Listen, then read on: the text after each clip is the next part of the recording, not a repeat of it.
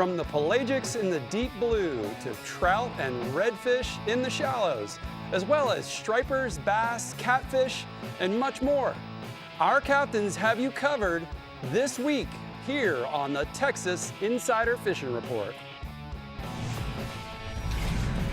Welcome to the Texas Insider Fishing Report. Presented by Yamaha. Welcome back to the Texas Insider Fishing Report, and welcome to August. We're your hosts, Brie Gabrielle and Tommy Derringer, who's filling in for Captain Rick Murphy this week. Tommy, we're glad to have you back. Are you ready to take on Texas with me? I'm ready. Let's do it. Well, It's August, like I said, which means school's starting soon. The kids will be back, which means fishing's going to be... Fishing might be better. It might be less people on the water, but if you get a chance to get the kids out before school... That'd be probably pretty good. They'd enjoy that. Probably try to get it done there. All right, well, someone who helps us take on Texas every week is over at the CCA workbench and almost needs no introduction, but we'll give him one. Dave Ferrell. I'm never taking on Texas. You're never? I'm not going to take on Texas. That's too big of a... It's too big. Too big. Well, that's too big just to take on. Too bad, because but I would like to help them, though. You can help. Catch You some can help a fish little on bit. spinner baits. We will do that tonight. All right, the Middle Coast region is first up, and it sounds like y'all had a great July, and August is going to be just as good. So, Bank, tell us what we can look forward to this weekend. I tell you, last summer I said the summer of 2017 might be the best I can remember in the surf, but I'm recanting that statement now. Now July and so far August has probably taken top billing. The surf's been on fire. If you use live bait, there's pretty quick limits on live shrimp and even quicker on live croakers. I feed them topwaters. Few blow-ups rival a surf trout banging a plug, and it seems the best bites have come on the pearl chartreuse and the pink mirror she dogs and she pups. Those baits are just bigger and noisier, and I think those fish locate them a lot easier amid all those menhaden and mullet shrimp. And those Gulf fish are just, they're wired different. They have to be. They're not at the top of the food chain like they are in our bays. So it's just an aggressive bite. The guys in Port O'Connor, they've been enjoying the same. Many are heading south of Pascaval, fishing the Darling and Shrimp Wreck, and some are hanging around the jetty and walking the rocks and tossing the she dogs and skitter walks and super spooks. And then again, the ones that's on live bait and croakers, it's deadly in the first gut with them. Along Surfside Beach near Freeport, you don't need a boat. There's miles of sand you can fish on foot, and it regularly coughs up good trout. Most toss plugs, the soft plastics there to take a bait bucket and they soak live shrimp. Then the waders around the San Luis Pass, they scored 2 on 51M air lures, softines, down south lures, and bass assassins. The bays have been just as profitable. Deep Reefs and West Matagorda Bay are holding easy limits of trout on live shrimp under a mid-coast popping cork. Shell Island, Mad Island, Twin Island are holding trout as well. But there's a lot of undersized throwbacks missed in the bag there. Drifting East Bay's been good on live shrimp. Guide Michael Rolfe reported limits of trout on the west end, about 4 to 5 foot of water. Tides, they came up a little bit this week. They're still below normal, but they did come up, so we're happy about that. Rockport waders, they've gone tight to the shoreline early in the morning since we got a little bit more tide, and they've caught trout on corkies and small topwaters. Later in the day, those fish are falling those deep grass flats in about belly deep water and eating bass assassins, down south lures, gamblers, and the mirror Little John. There's a photo there. The anglers, they bang those trout hard in the surf on she pups in the first gut. Been really good out there. We'll go to redfish. There remains lots of redfish in the surf. Most of the fish are right on the beach in the first gut on that incoming tide. Those able to make long casts with a boat have nailed limits on live shrimp. Surfside, Matagorda, Port O'Connor Jetty are holding a large number of pogies and table shrimp, and all those bait going towards the beach on the incoming tide. Those fish are following them. Waders along the West Matagorda Bay shoreline are catching reds tight on the grass on live croakers, shrimp, and gulp. Don't be surprised to find redfish under birds along the shorelines on calm days as our tides come up. Those shrimp are hanging tight to the grass, and as those redfish come down the shoreline, they're pushing them to the top, and those birds are eating those shrimp. The end of the jetty of Matagorda hold a lot of upper slot redfish on menhaden, shrimp, and mullet. Those reds are following the gob of pogies coming through the mouth of the Colorado River on the incoming tide. Same in Port O'Connor and Port Ranges jetties, holding lots of bull redfish while soaking finfish on the bottom. Incoming tide's been the best. There's been fish over 40 inches there. Offshore tarpon, man, our tarpon kind of kicked off last week. Guy Michael Quebec of Matagorda, He's been on large schools of poons just off the beach in Matagorda. His best day, he jumped 7 fish up to 120 pounds with a few pushing 180 pounds that are in the school. Those guys in Port O'Connor have been doing the same. Some of them went 6 for 10, 7 for 10, just having a good day. One day they bite, though. The next day they don't. Everybody, you know, if you fish tarpon long enough, you know that's what happens. We don't eat every day as humans. Well, we do eat every day, but not all the time. And that's kind of what these fish are doing.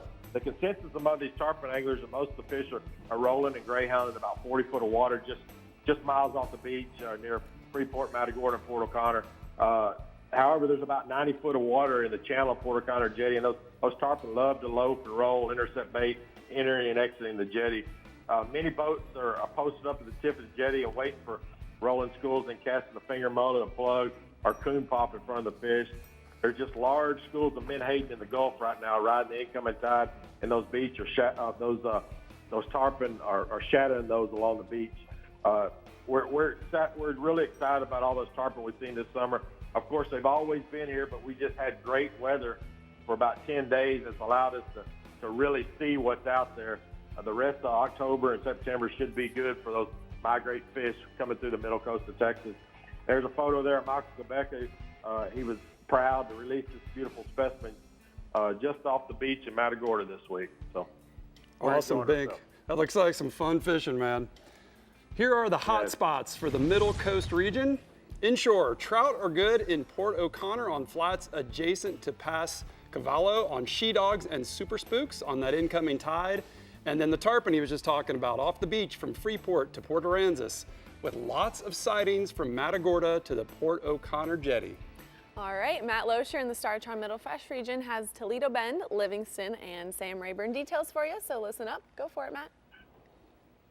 Hey, guys. Yeah, I'm going to start off this week over on Sam Rayburn. Bass is still really hot over there. We're catching a lot of fish in the grass, even in this crazy August heat. And, you know, jigs have really been producing some bigger fish for me lately, so it's been a fun bite. You know, you do sacrifice a little bit of numbers throwing the jigs, but you can catch some big ones, so it's worth it. I'm using swim jigs in the morning when I'm over there, when the fish are moving around, kind of chasing bait. And then as the sun gets up, you know, usually around 9 or 10 a.m., the fish kind of dive down into that grass and kind of get in the shade. That's when I go to a flipping jig. And bluegill mimicking colors are best for both of those jigs, whether you're swimming it or flipping it. They're eating a lot of bluegill in that grass. So, you know, stick with like a Swim Max jig, either in a 3/8 ounce or half ounce. And then when you put dropping it down in that grass flipping, go to the 1 ounce Stanley Big Nasty flipping jig. And pair both of those with a little craw trailer, like something like a Zoom Speed craw, and green pumpkin color, something real natural looking because the water's pretty clean. And then if the jig's not working for you, if you want to get a few more bites, the old faithful Senko is always a good one. Just Texas rig either weightless or throw it on a little 1/8 ounce Texas rig weight, and you can catch a lot of bites. But that jig's really been producing some bigger bass, so I would encourage you to get out there and try that. And I've got a photo there for you guys of his high school tournament over there this week after we finished our bass camp. And that was one of the fish that helped him do it there. So that was a fun day for him to go on a gig over there on San Francisco. Now we're going to jump back over to Toledo Bend. You know, the fish have been a little bit stingy on Toledo Bend. Well, some of the species have. But one of the species I wanted to touch on this week that gets kind of overlooked on Toledo Bend a lot is the catfish. You know, they're great fish. A lot of people love to catch them and eat them. They range from, you know, little small things that you can fry whole to great big giant fillet-sized catfish, and they're pretty easy to find and catch on Toledo Bend because it's absolutely full of them. You know, you can look them around the creek channels in about 10 to 25 foot of water. It's a pretty broad range where you can find them, but usually they're going to be down around the creek channel. So just use your electronics and find those balls of bait, you know, those balls of shad that are hanging out in those creek channels, and you should find them pretty easily. Sharp turns in the creek channels are always a good place to spot them, because that's going to congregate the bait fish in those areas where those creek channels make a turn up against the point or something, and those catfish are going to be around those shad. They like to hang around those shad. And they're pretty easy to catch usually when you get around them. They're not real picky about what kind of bait you send down there, but live minnows and shad are both always really good, you know, And then cut bait is a good one too. Just any pieces of other cut fish that you've caught, or chicken livers, or any kind of thing like that usually works. You just drop those baits straight down to the bottom. You know, you can tight line them or just kind of cast them out and let a weight sit on the bottom with a little leader floating up. And you can catch a bunch of them. You can fill a cooler up with these things. It's a lot of fun. Good action when some of the other species are a little tougher. And then down at Lake Livingston, Simon Cosper with Get the Net Guide Service, they're having no problem getting lots of line tugging. They're catching these white bass like crazy still. All the way through the summer, they've been doing it down there, and they're still doing it great. He says they're catching limits of white bass pretty much every day. Down on Main Lake Points on the south end of the lake, a lot of the fish are schooling on the surface in those areas, so just keep your eyes peeled for the fish schooling on the surface, the little shad balls, and the fish busting in them, and get ready to get on them quick, you know, because sometimes that action doesn't last long. So be sitting there ready with a bait and on that south end of the lake around those Main Lake Points, fire a top water or something in there. And then once the sun gets up, fish have been moving down to about 15 to 20 foot of water on Main Lake humps and then some road beds. So he's catching some big hybrids mixed in there with them too. You just kind of have to cover a lot of water to stay on them, but there is some big hybrids around. So just use your electronics to find those fish on those offshore humps and road beds. Simon's catching a lot of his fish on small white slab spoons and lees, 1/4 ounce and 3/4 ounce. And I got another photo there for you of one of Simon's customers. They caught some great big hybrids. You can see one of them there, catching a lot of those nice big hybrids. That's a lot of fun to pull on. Nice. Thanks for the great report, Matt. Here are the hot spots for the Middle Fresh region. Big bass are eating jigs on Sam Rayburn in 4 to 6 feet around the grass. Catfish on Toledo Bend are ganged up around the creek channels in 10 to 25 feet. And white bass and hybrids are biting slab spoons on Lake Livingston on the surface early, then deeper 15 to 20 feet when that sun comes up. Those are some good catches in the Middle Fresh region, I'd say. That was some good stuff. Yeah. We're looking into our Upper Fresh region next here on the Texas Insider Fishing Report, but first we're looking at what Dave Ferrell has for us today at the CCA workbench. Well, we're talking about spinnerbaits, traditional ones and even some crazy wacky ones. Crazy wacky. I like that. Crazy wacky. Crazy wacky, we'll be backy. Whoa. The Texas Insider Fishing Report is brought to you by Yamaha. Reliability starts here. The American Fishing Tackle Company. Any fish, any water. Since 1958. Guy Harvey, marine wildlife artist and conservationist. And CCA Texas, a leader in marine conservation. Yamaha's 4.2-liter V6 offshore 4-strokes. For those that like their V6 lighter, faster, and stronger. Setting new standards for power, efficiency, speed, and lightweight. Built for the rigors of offshore boating. Packed with Yamaha's legendary reliability. And now Yamaha's 4.2-liter V6 4-strokes offer a choice between digital or mechanical controls to match your rigging preference. Yamaha. Reliability starts here. Remember the glory days of gasoline? It's just not made the same anymore. Kick your gas into gear with StarTron. Pump up the performance in all of your engines. Cure the problems of ethanol with the power of enzymes. And maximize your mileage every time you drive. Kickstart your engines with StarTron. Outside is a bully. There are bears, screaming fleet-footed waters, arrogant mountains, Goliaths, Goliaths, Goliaths, and 100 other excuses to stay inside. But there are ways to deal with bullies.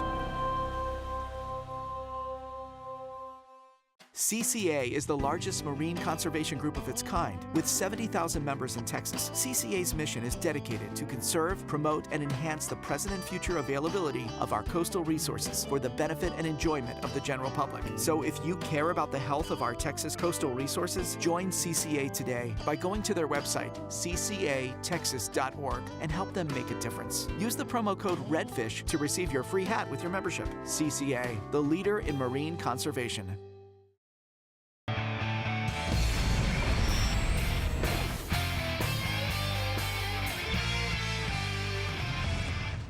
Dave, we're at the CCA workbench for rigs and techniques. Yes, the Academy and we're Rigs going and to Techniques. spin to win tonight. Well, we're talking a little bit about spinner baits because, you know, they're a great search bait. You know, if you don't know where the fish are, spinner bait's a great way to find them, and especially these traditional styles here. You know, this is a traditional style with a big bent blade on it. Well, actually has two blades, and you know, spinner baits, they come in a lot of different setups, you know, with different type of blades on there. That's actually a willow too. It's got a Colorado blade and a willow blade. This is a willow blade. It's more long and narrow. Those long and narrow blades don't have as much resistance, so they fall faster in the water. And the big round blades like this one here, you know, it's gonna make a bit more of a resistance, a more thumping sound in the water, and it's gonna make the bait rise a little higher when you're moving it. You know, a traditional one is a relatively weedless because it's got, you know, that bent wire, and the way that they put the head on there, you know, it'll hit a piece of timber or rocks or whatever you're reeling it through, and it'll bounce through them. It really is weedless, yeah. Yeah, you can actually throw them through some thick lily pads sometimes, you know, if you're willing to go in there and get them when you lose them. But it'll come through the top of that stuff, and it'll, you know, you can drag it up on top of a lily pad, and when it's sitting up there, you can just drag it real slow across the top and let it fall off the other side. A lot of times they'll plow on it right when it's falling. That's fun, yep. And it's the same way if you're fishing up against a big weed line or something, or a timbered area. If you let the bait fall for a second or two before you start to retrieve, a lot of times they'll hit it right when it hits the water. Right when it's dropping, right. It's dropping. And those bigger blades will make it drop slower. So, you know, the willow blades are made for really cranking it, you know, making a lot of noise and covering a lot of ground. You can cover a lot of ground with a spinner correct, bait. and the fatter ones are made to go a little bit slower. You can also put all kinds of trailers on them. You know, we've a paddle tail trailer like this, or even just a regular swim bait trailer. Skirt. A skirt, you know. It usually has a skirt, but you can put another one inside of it, whatever you would like, you know. A lot of them will have a thick wire gauge versus a light wire. And, you know, a lot of the bass guys like a heavier wire because they're pulling them, you know, trying to pull big fish out of stuff. But I tell you what, the light wire ones, they really vibrate and make a lot of chatter. Good for murkier water. Yeah, exactly. As far as colors go, where we fish in a lot of dark water, so I love white and chartreuse. You know, if it ain't white, it ain't right. That's right. You know, a lot of guys say that, and you notice a lot of these here are white or yellow and blues. Rarely do I throw a dark one. I don't know why. It's just not I would probably now in the summer in clear water when there's a lot of bluegill around, you could probably want to throw a darker color Looks one like like a that. bluegill, yeah. It would probably look a little bit more like a bluegill. This is a cool little thing. I showed them the other day. It's like a soft bait with a spinner blade at the back of it. It's made by a band of anglers, and it's called a dart spin. And you would work that the same way you would work a spinner bait or a spoon. You know, when you're searching, you're just throwing that thing out and reeling it back to you at a steady retrieve. It usually get more bites with a steady retrieve versus, you know, bouncing a spinner bait up and down.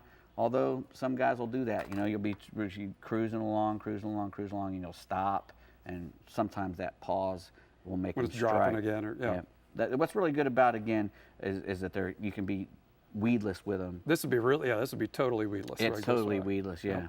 Totally weedless.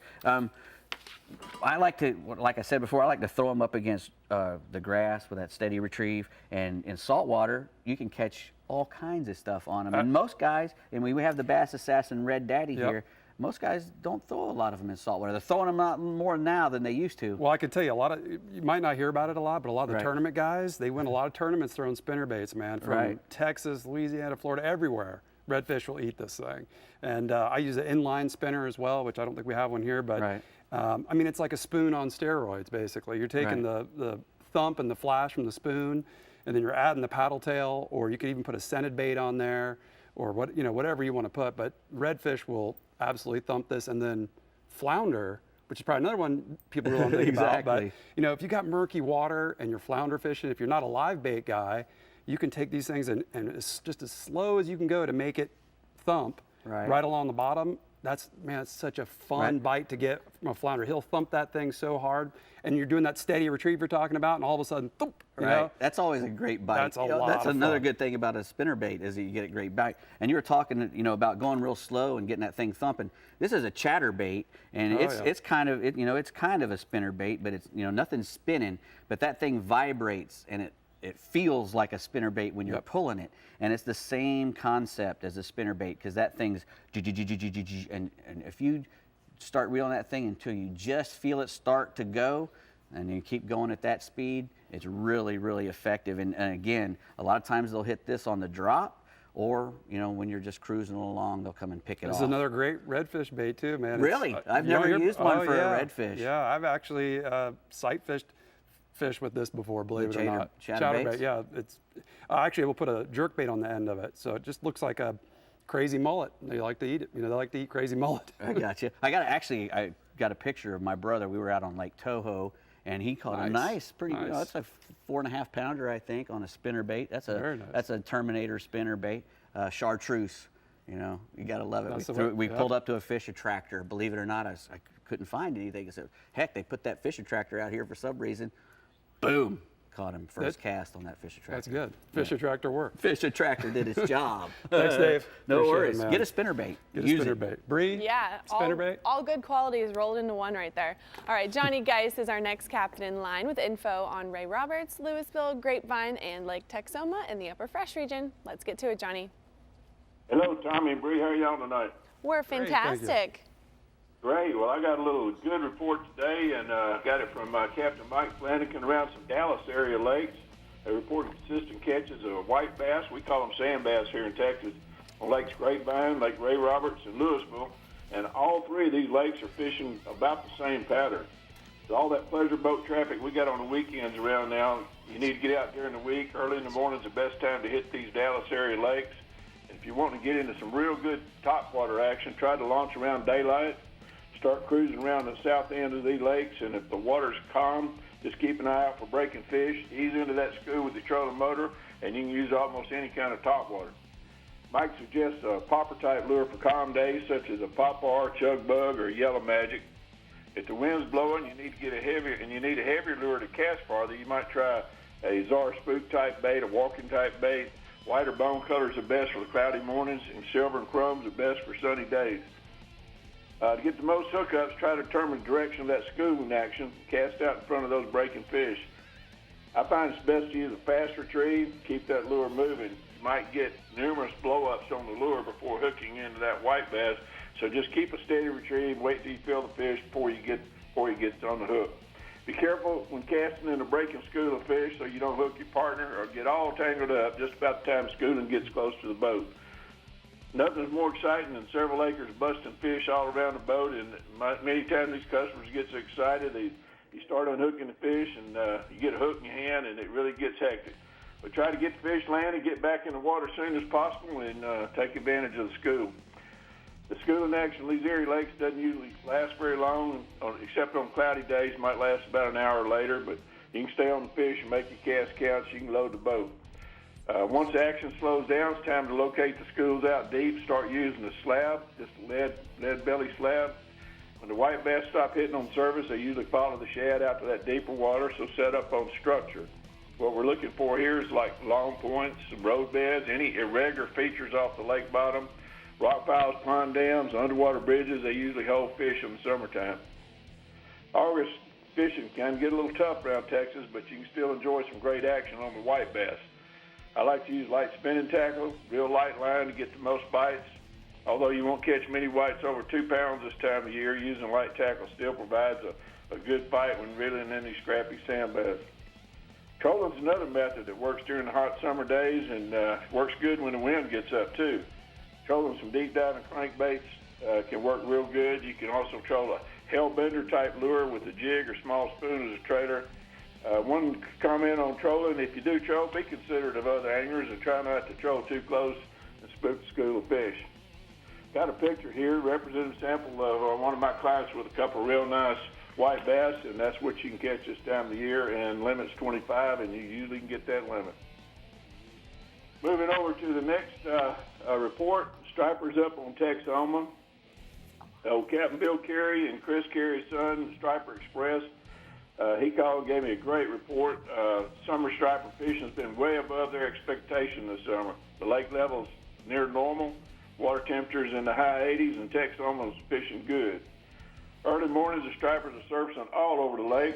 This week, most of the surfacing fish have been small to medium size, but he's catching the bigger stripers, dropping a 1.5-ounce lead slab spoon underneath the schools. The stripers up 15 pounds are caught under these surfacing fish at this time.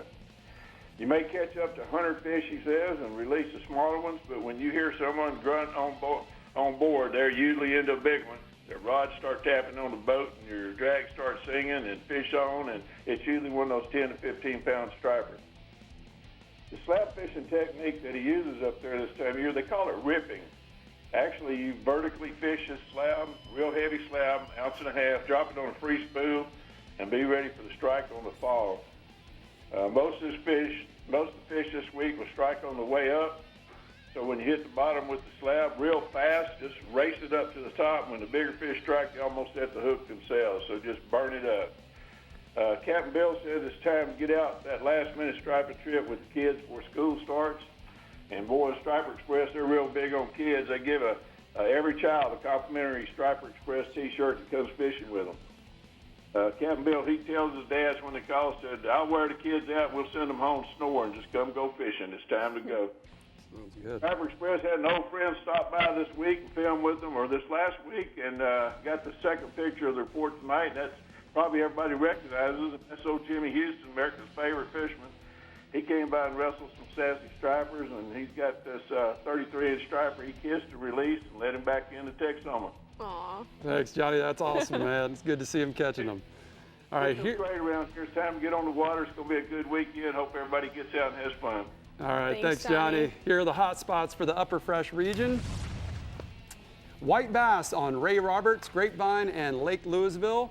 Sandy's schooling early morning and late evening. Topwater lures early and then slabs in 20 to 30 feet of water. Lake Texoma, big stripers early in the morning on topwater plugs, then look for big schools on structure and use big slabs for the best results. Jimmy Houston kissing him and letting him go. That's right. That's the way he does it. Yeah. All right, Tommy, we talk about CCA every week, and since 2009, Coastal Conservation Association Texas has been a part of 36 habitat projects all along the Texas Gulf Coast. This year alone, CCA Texas and Building Conservation Trust, CCA's National Habitat Program, are investing $895,000 towards Texas coastal marine habitat in 2018. This equals $3.6 million in habitat projects, and those projects include marsh restoration, nearshore reef creation, shoreline protection, oyster reef expansion, and demonstration and reef habitat study. They're doing things all up and down the coast of Texas all the time, and they're really amazing. All right, stay with us, Texans. We're heading south and checking out our lower coast and fresh regions right here on the Texas Insider Fishing Report. So stay with us, and remember, for all things fishing in Texas, visit our website, like us on Facebook, follow us on Twitter, and view and tag us on Instagram. We'll be right back.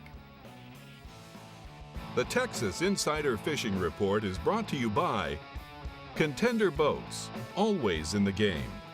Bass Assassin and Saltwater Assassin, the best lures, period. CCA Star, fishing fun for giant prizes and scholarships. And Costa Sunglasses, see what's out there. An entirely new species of extreme predator is moving offshore. The Yamaha 5.6-liter V8 XTO offshore outboard. Extreme big block thrust and power in the industry's first direct injection 4-stroke. Quiet, efficient, powerful, and proven Yamaha reliability.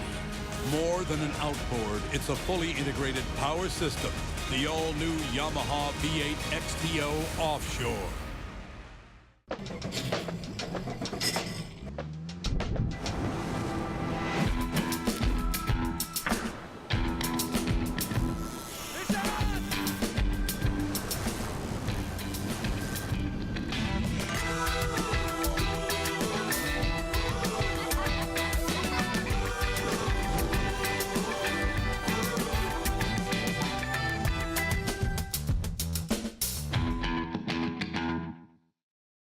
As close as you're gonna get to a sure thing for catching billfish is Guatemala. They're here, man. This has been a 20-year run, buddy.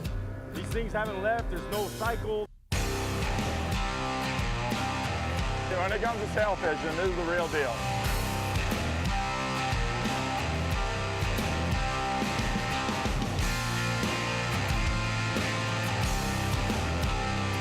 The amount of sailfish here is ridiculous.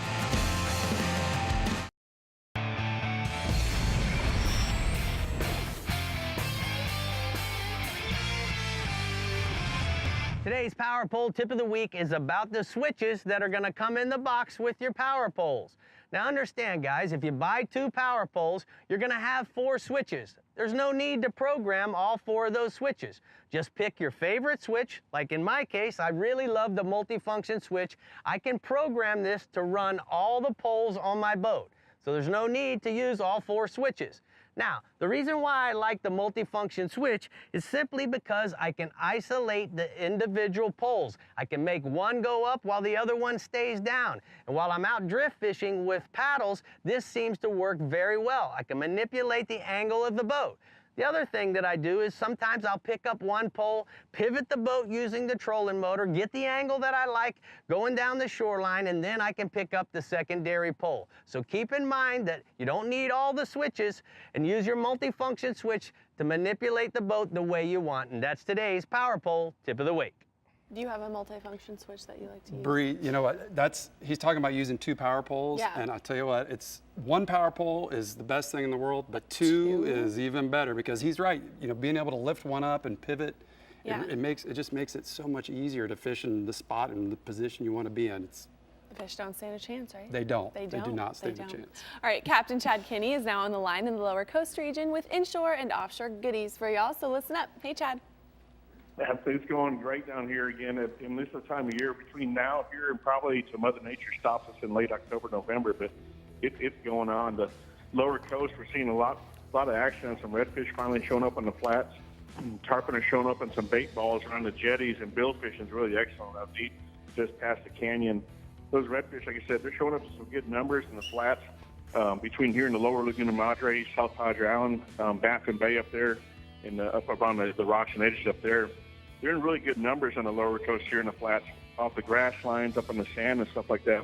When I'm saying good numbers, we're seeing a bunch of them.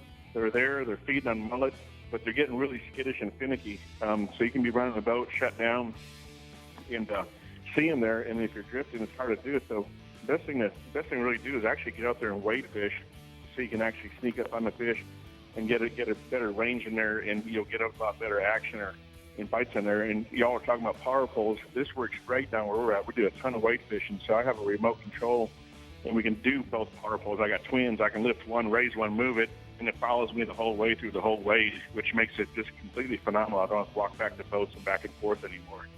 So when you're fishing for these, use a gold spoon works really good, 1/8 ounce, 1/4 ounce.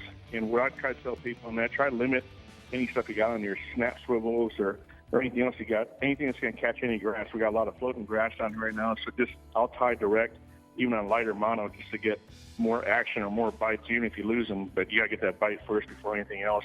Also try saltwater assassins with a paddle tail. Chartreuse paddle tail works really, really well on that. If you're up real shallow, use a quick retrieve on that stuff. They seem to be chasing that a lot better. And if you're fishing some drop-offs, like baffin in there, stuff like that, or spoils, cut bait works really good like that. Cut mullet, menhaden, live finger mullet, live croaker, and it works really well in there. Heading over to the offshore, I tell you, the jetty action is picking up a lot earlier this year than I've seen. The bait balls are out there.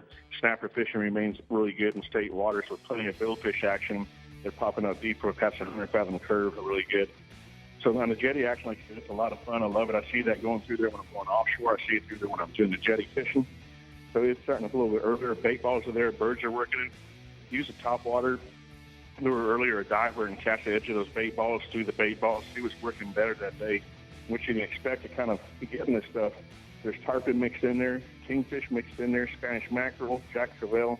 They're all in this bait ball. And there's some big red bull reds underneath them too. Also, I've heard Port 8, same things up there going on, Mansfield, South Padre. So the smaller tarpon seem to kind of move around the edge of those bait balls like that. If you're wanting some bigger ones, then probably best thing to do is use a Carolina rig with a live finger mullet, do a little bump troll, or live croaker down there works good. And on the redfish and the big bulls, live mullet works great. Carolina rigs, if you can, anchor up, cast towards the jetties, and or use some cut bait. Menhaden works awesome. So does the live mullet. So moving over to the bill fishing, like I said, it's been going good. It's been probably the best year of bill fishing I've actually seen down here. It's we're seeing them from 600 feet out to 800 feet. There's some stuff even in shallower, but 1,800 feet up there. And look for the bait on the surface. A lot of flying fish. Check your sonar out for bait balls. There's been plenty of sailfish, some white marlin, a few blue marlin mixed in also there with there. If you want more action, more shots in them, try some smaller rigs at dredge fishing, 25-pound class stuff. Get some ballyhoo dredges out there, chin weight mullet dredges out there, and everything else like that. If you're using plastics, cover more ground in the Gulf. If you're using mid-range lures in your spread, use some mold trap makes a good one, black bart, stuff like that, some mid ones like that, and it works really good. Islander ballyhoo works really good on that stuff also. And if you're pulling the plastics, you can go on up to 30 to 50 class rod and reel. Works really good like that. You cover some more ground. Got a picture of a sailfish just released here. So moving into the snapper, like I said, just let everybody know the snapper fishing in the in-state waters is open, 4 per person per day in state fish. And the blue water's coming in closer this time of year, so it gives you a lot more actions, other stuff like ling and kingfish and everything else like that. But on the snapper fishing, you can lighten up your jigs now. You can go to a 1 ounce, 3 ounce flutter jig, works really good. And you can also try the free line for the suspended fish, that works really good. And if you're free lining, what I'd recommend, use a 40-pound mono, like a VMC hook, about a 3 to 5 out, and tie direct to that 40-pound. Don't have to worry about going to an 80 or 100-pound because they'll get leader shine like that. Pin the bait on, and when you free line it, let it go out, let it run smoothly. Don't thumb it, don't do anything else like that. Once the fish hits, let them run for a few seconds and just click it over. Don't need to set the hook. You're going to pop them off if you do that. Let them fight. Let them have a good time, and you'll have a lot better success with that with the fish suspended up there. And we got a picture of a real quick recent snapper trip we've done. Whoa, some nice fish there, Chad. What a good trip. Well, thank you, Chad. That was a good mixed bag. Sounds like a lot of fun fishing going on. Here are the hot spots for the Lower Coast region. Inshore, Lower Coast is seeing a lot more redfish action on the flats. And then offshore, tarpon are showing up on the bait balls around the jetties. And the bill fishing is excellent out deep just past the canyon. All right, Tommy, let's slide to the left and catch up with our guide, Matt Reed, in the Yeti Lower Coast region, talking about Lake Travis, Amistad, Fayette County, Choke Canyon, and Falcon Lake, just to name a few. Let's get to it, Matt. All right, let's make this run through this little bitty South Texas region and try to let y'all have a clue how they're doing down there. Well, if you can do it, go for it. I'm gonna give it a run. Going to start off at Lake Travis. Lake Travis is fishing really well right now for quality. Travis is known for numbers, but right now there's giving up for some really good fish. Several of Brian Cotter's clients, he's with Texas Hog Guide Service, have caught some really nice fish lately, several over 6 pounds on a trip the other day. A lot of the bigger ones have been caught on top water, such as spooks and other walk-the-dog type of hard baits. He's throwing those up against the bluffs, up against the ledges, of rock ledges. They're real close to the shore, but it's real steep there, and they're just holding close to those rocks. Throw that top water up to the edge and walk the dog back to the boat. You can also catch them on plastics on some of the big rocks. We actually had what's strangely referred to as a cool front down here. Temperatures got back to the mid-90s instead of the 100s. And some of those fish moved up into the 5 to 10 foot water range, and those fish were readily biting soft plastics around the rocks and wood cover. Moving on down to Lake Amistad, now west Del Rio, water's steadily dropping at Amistad like it does in most of the South Texas lakes this time of year. The pondweed is starting to turn to mulch. It grows real well until the summer gets too hot, and then it will actually deteriorate. Where you can find that pondweed still, you can catch them on a frog, hollow body frog over there where it's matted. But that pattern's going away right now. Hydrilla is growing really well out to about 15 foot. Fish are beginning to relate to that. You need to throw, some hard top waters like the spook or Sammy at the edge of that and walk it back. They'll also bite a whopper flopper. After the sun gets up high, these fish, you want to fish the edge of the hydrilla with a big worm or a crankbait to catch them that way on the edge of the grass. You can also move on out on a rock structure. Hammerstead's so clear, a lot of times those fish will be in 30 to 50 foot of water with a drop shot or a shaky hit. Your colors of plastics will be the watermelon candies, watermelon red, something in that shade. Moving on up to Fayette County. Fayette County's been a little bit slower than it has been in the previous weeks. There's still some isolated schools out on the offshore humps and breaks. You can catch those fish better right now on finesse techniques, on the shaky head or the drop shot with a straight-tailed trick worm. That seems to be getting them to bite a little better. You can still catch a few on Texas rigs or Carolina rigs out there. One of the big things at Fayette right now, the fish are biting pretty well at night. You can dodge the heat, get out there and throw you a big Colorado blade spinnerbait or some dark color worms and enjoy the fishing at night when it's not quite as hot. We got a report coming out of Choke Canyon. They're in the Three Rivers area. There's some fish early around the shallow grass. They're biting top waters and flukes where you can find the grass. There's not a lot of it. Kind of look on the lower end. You can find it matted out.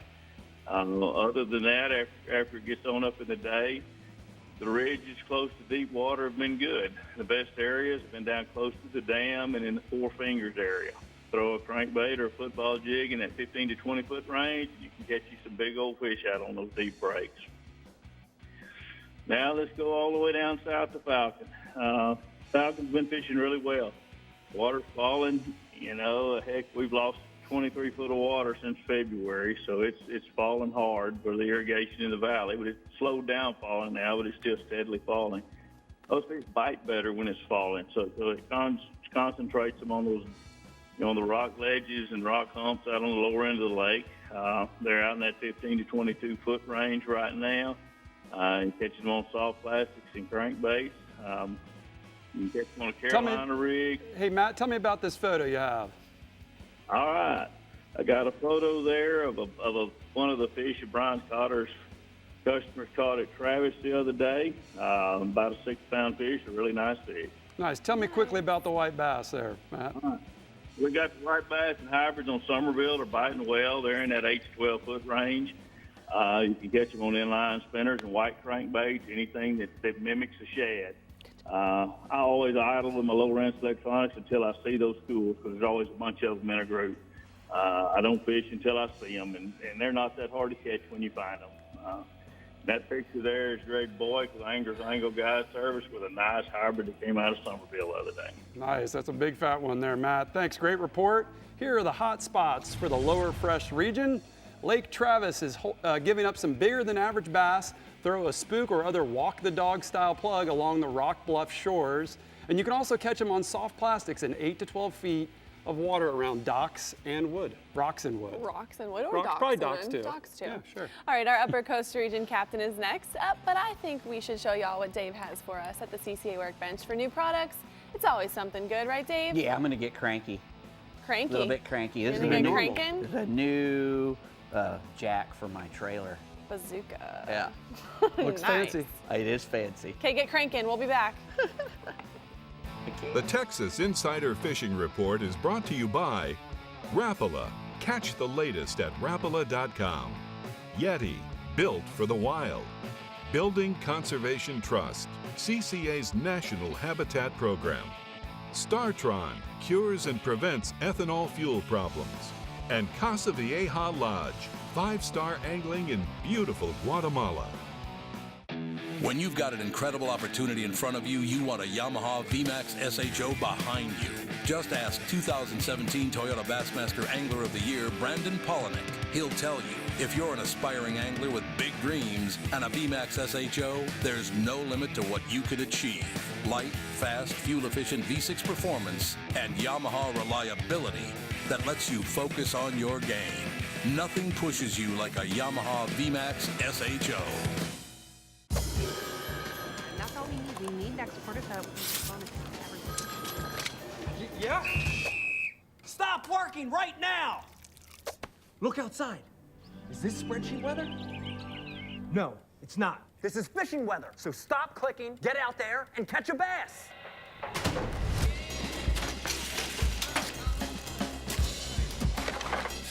Stop what you're doing and start fishing Rapala Ripstop. Thanks for tuning in to the Texas Insider Fishing Report. Be sure to like us on Facebook and follow us on Twitter and Instagram to keep all with our captains, contests, and appearances. You never have to miss a show. You can find full episodes as well as special segments right on our homepage. Just head to TexasInsiderFishingReport.com for everything you need to know to stay hooked up.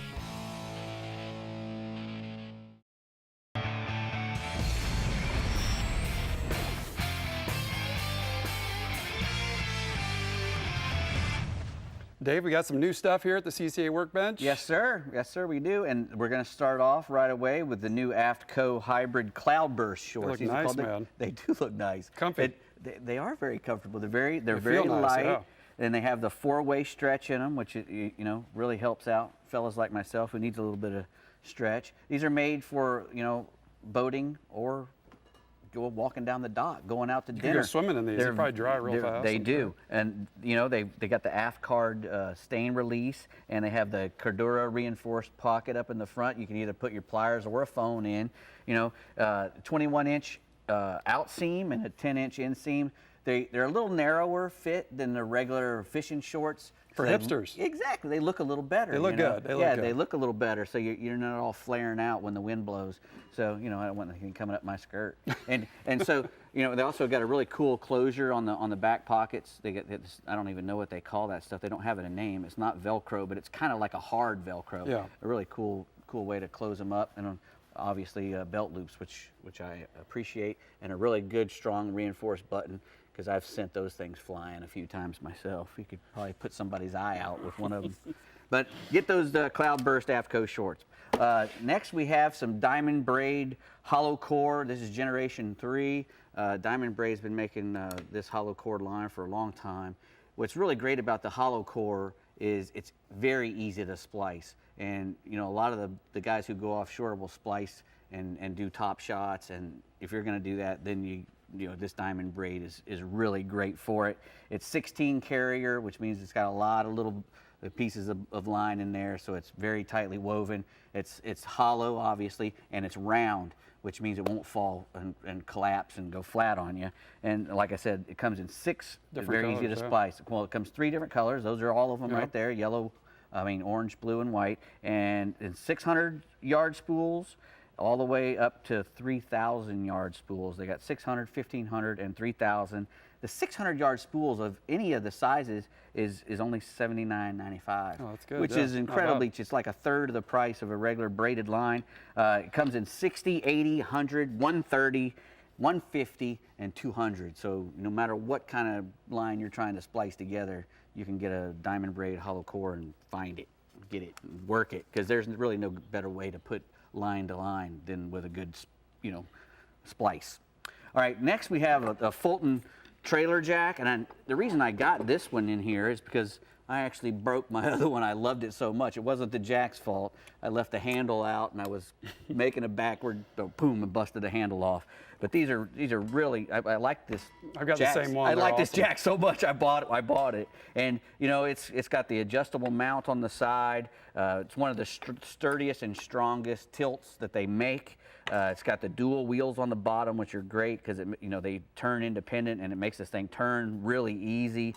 7-inch diameter wheels, and a 5.5-inch wide footprint there. So there's not a jack that makes it easier to get your boat. That thing moves. It so moves easy. really so much easy, and it cranks up and down really easy. Now they've added a nice ventilation plate, a point and a place where you can put your grease in, which they didn't have before. I used to take the top off.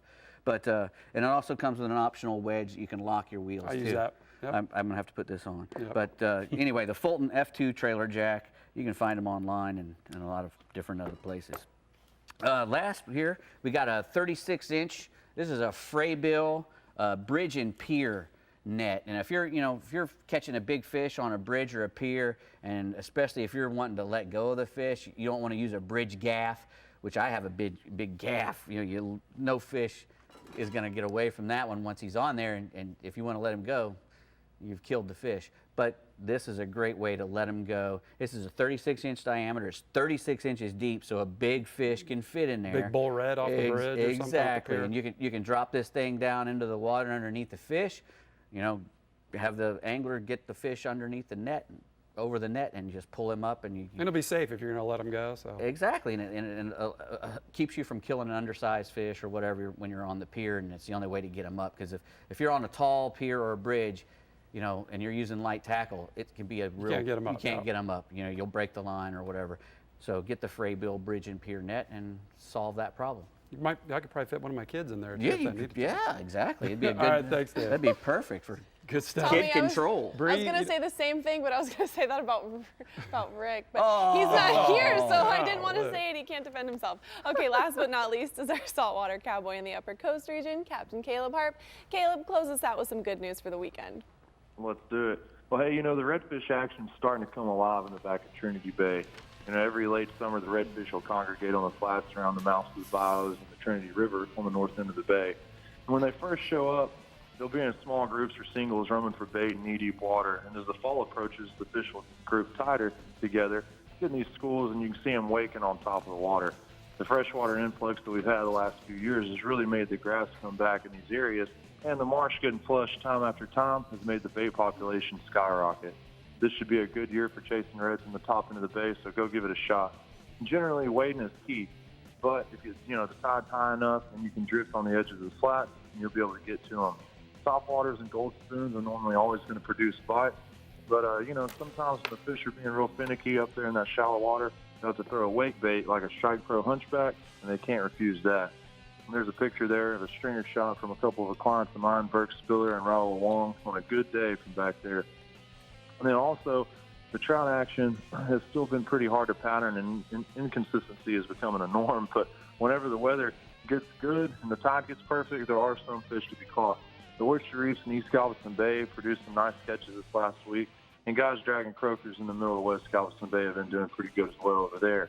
When throwing artificials, we've noticed that the bite has been at the very top of the water column due to the thermoclines and that all the shad are on the surface. The normal let it sink and pop retrieve isn't doing it right now. We're throwing little johns and small paddle tails to match the hatch, since there are so many shad still in the bay. And you don't want anything heavier than an 1/8-ounce jig head. So as soon as the lure hits the water, you want to burn it straight back like you're fishing with like a buzz bait for bass. And they want it real fast and real high right now, so keep that reel handle moving. And there's a photo there of a client from this last week with a nice trout caught in East Bay throwing a mirror lure Little John. And then going offshore, Carl from Salty Dolphin Charters says that the Dorado bite has stayed consistently hot over the last few weeks. This is probably one of the most consistent Dorado bites that he's seen in the last few years. So if you're wanting to get out and catch some Dorado, you might not find a better time than right now. Trolling islanders with rigged ballyhoo around floating structure is going to be the best tactic. And if you find a good-sized school, you can chum these fish up if you've got some live bait, and you can put a real good hurting on them. And in most years, your chicken dolphin are going to be maybe 1 to 3 pounds, but this year, Carl says he's found multiple schools where these fish are averaging 3 to 10 pounds, and he's caught multiple fish in the 20 to 30 pound range. When you are offshore, really look for floating debris, because 9 times out of 10 right now, everything that's floating is going to have Dorado on it. If you're interested in getting one of these Dorado bites, give our boys over there at Salty Dolphin Charters a shout. You can call them at 817-929-4486 or look them up on the web at saltydolphincharters.com. And there's a photo there of what they're doing right now, and it's Tyler with a 20-pounder from Saturday's charter. And also staying offshore, Carl says that the blackfin tuna bite is still staying strong on the shrimp boats and some of the deep water floaters. The king mackerel bite is still good on underwater structure and on visible bait on the surface. And he also says they're catching some good lean around surface structure and floating debris. And there have actually even been a few sailfish reports, so they might finally, start showing up now. And deep water is still producing some nice-sized tile and barrel fish as well in 800 to 1,200 feet of water. And there's a picture there of the man himself, Carl Weston, with Salty Dolphin with a nice barrel fish. So they're on them. Thanks, Caleb. Hey, I got a quick question for you. Back to the redfish, man. You guys ever throw these spinner baits we were talking about earlier for redfish over there? Yeah, occasionally, and they'll do pretty good. We throw them a lot of, around the rocks on the intercoastal and up north on the channels and stuff. But I have to start implementing that on the flats. Yeah, hey, you can cast them a long way, and it's like I said, it's like a spoon on steroids. So Yeah, can't beat that, man. All right, thanks, Caleb. Here are the hot spots for the CCA Upper Coast region. Inshore redfish are good up on the flats in the back of Trinity Bay from the mouth of the Trinity River to the HL&P spillway. And gold spoons and topwaters are going to be good, but you might have to throw a wake bait to get them interested, or maybe throw a spinner bait. Offshore, Dorado under floating debris and weed lines in the 100 to 200 foot range. Islanders with rig ballyhoo or small live bait on a fluorocarbon leader is going to do the trick. All right, guys. Well, there you have it. 6 regions, 6 guides and captains giving you the best reports from around the state of Texas. How about that? Those Islanders, man, everybody, they catch everything. The blue and white Islander catches probably more blue marlin than any other bait because more people pull it. You know, everybody pulls. pulls. The most popular one. Everybody pulls a blue and white Islander with a ballyhoo, and they get eaten a lot. Well, maybe some do. kids can get out there before school starts and do that. That'd be They great, should, right? yeah. What They a catch fantastic everything end too. of the summer Wahoos, thing to marlin, Dorados, everything loves the Islander. Redfish. Good to know. I need to try it. That's in a shore. free tip for I y'all. haven't caught a redfish on an island. Yeah, I'll have to try It's that. like catching a bonefish on a topwater plug. I haven't done that either. I'm trying. We'll try to do it. All right, guys. Hope you have a great weekend out on the water. Stay cool, and we will see you next week. Bye. Bye-bye. Stay cool.